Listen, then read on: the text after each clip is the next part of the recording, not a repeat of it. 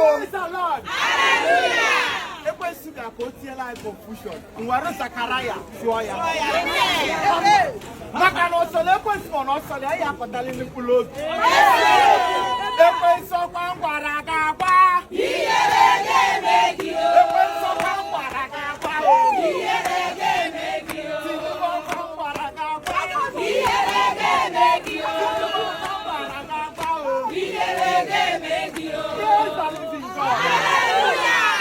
Hallelujah. Amen. Oh, makanunu na wazi ose bia no no. Ya me ju actually unu we bia na afia. We je all the way from Bethlehem. We je pata Paul Nwokocha. Na Luke Ezech. Ka pe asimu Paul Nwokocha na Luke Ezech. Umu ejima 042. All the way from 042. Ka fasi we bia. Oh, I cover our collar. Just let us open our elephant umbrella and decoder the DSTV. That is the Ojo Dimet now. Umajma 042. You are highly welcome to.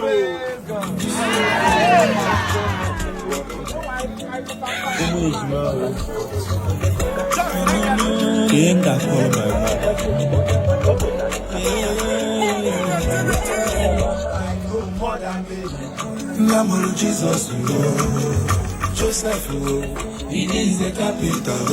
Onyapolu Judas, Odalu Jesus, Ofu Jesus, Onopalu 3 days. Onyela Ngozi, Odalintewe. Onyela God the Father, God the Son, and God the Holy.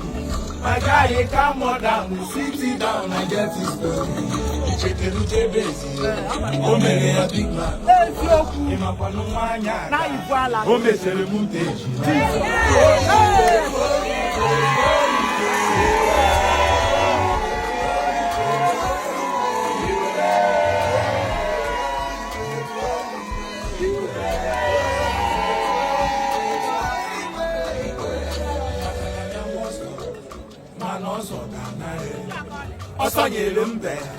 Mana mbe na ngai eforo asusu Igbo ihe ọ na-atọ m pụrụ iche abegbede ya na ifuge when I look around I turn around I see no our church must stand Holy Spirit I swear he dey my body give my body update my guy is on my body when I look around I look up I turn my body because I turn around I look around I see nobody.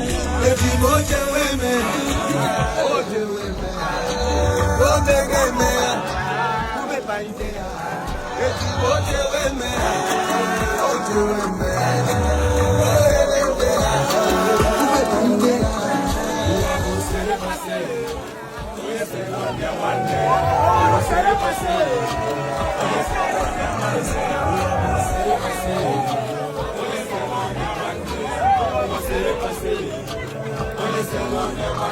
I know more than me. Nyamuru Jesus, Joseph, he is the carpenter. Onyapolu Judas, Odalu Jesus, Ofu Jesus, Onopalu 3 days. Onyela Ngozi, Obiali 3 ways. Toyiwe, Toyiwe, Toyiwe.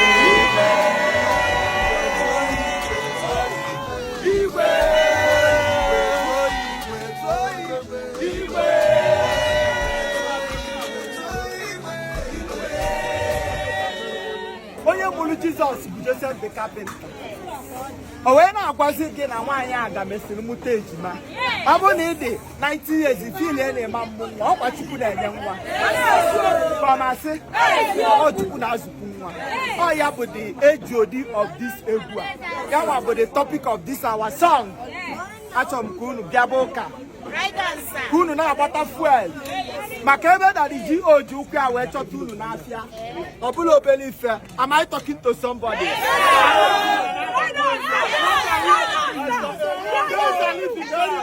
Anointing. Take it.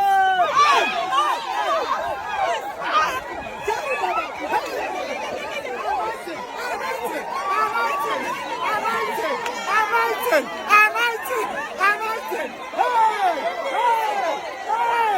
Jesus.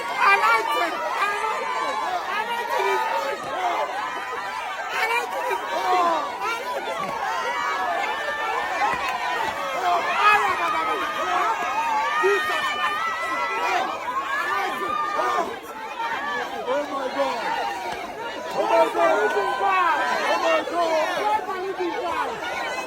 are healed in Jesus' name. You are healed in Jesus' name. Instagram, you are healed in Jesus' name. In the Facebook, you are healed in Jesus' name. In the TikTok, you are healed in Jesus' name. Hallelujah.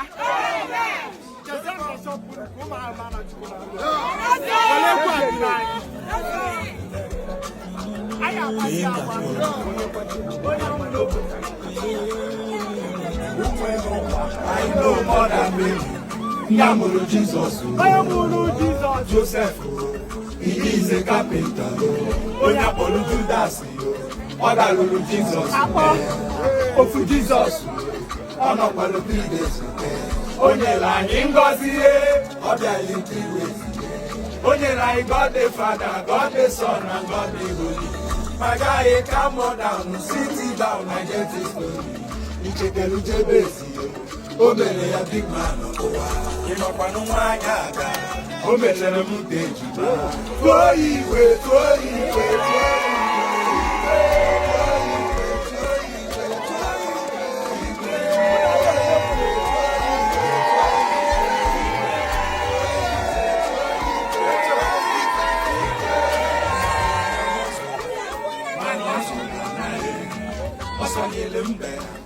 Manambe na kae eforo asusi yana tomburiche abewede yana efugewe.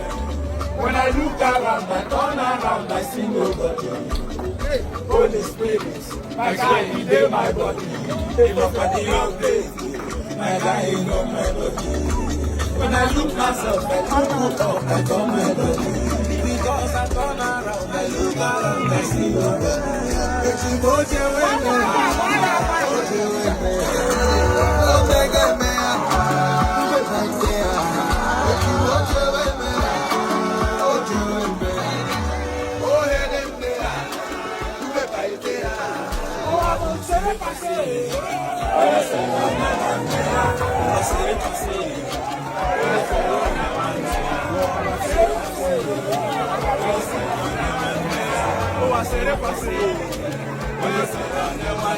I know more than Mary.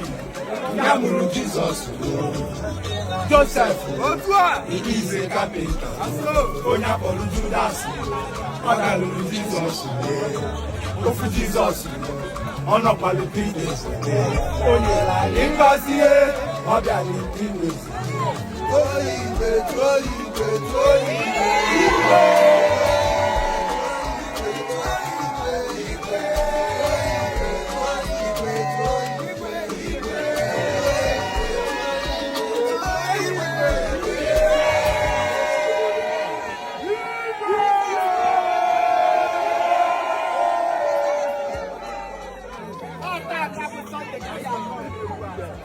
Today, Kaya drop in all platforms, more than Mary, by Umejima 040.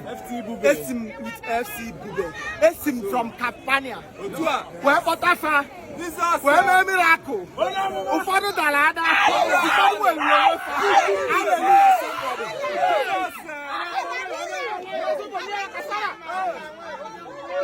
Sing it, daughter Glory.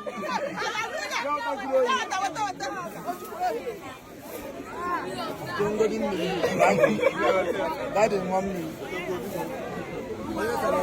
That's a long way, 1 year.